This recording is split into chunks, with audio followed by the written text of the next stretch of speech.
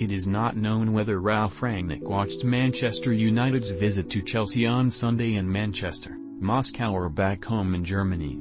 But the German, who should be formally appointed as the club's new interim manager within the next 2 days, will have been in front of a television somewhere.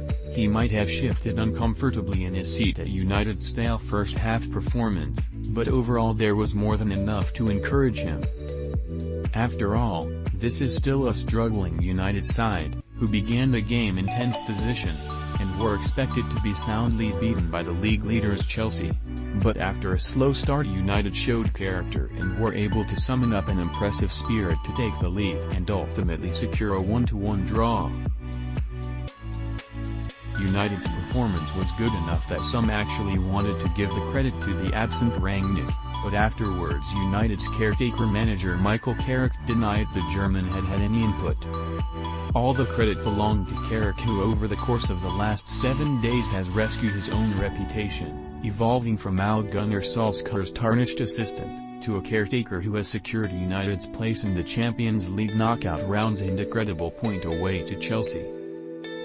The former United player has quickly been able to stem the flood of goals which saw his side concede 15 in their previous 5 Premier League games. On Tuesday night he presided over a clean sheet at Villarreal, and on Sunday in southwest London Chelsea were only able to score from the penalty spot.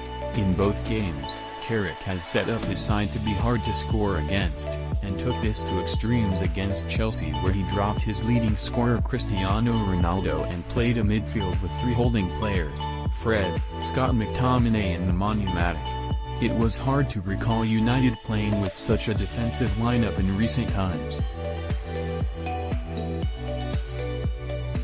In the first half, this only served to invite greater pressure onto United, and they were fortunate not to go behind in the 3rd minute when Callum Hudson-Odoi forced a fine save from David De Gea. United found themselves camped inside their own half, unable to string more than a couple of passes together, as Chelsea swarmed around them. By halftime United had managed 2 touches in their opponent's penalty area, 3 successful passes in the final third of the pitch and 1 attempt at goal. But United took the lead after 50 minutes when Jadon Sancho stole the ball from Jorginho on the halfway line before running through and calmly finishing past Edouard Mendy. United's hopes of an unlikely win were dashed after 69 minutes when Aaron Wan-Bissaka gave away a penalty with an ill-timed swipe at Thiago Silva before Jorginho expertly converted it past De Gea.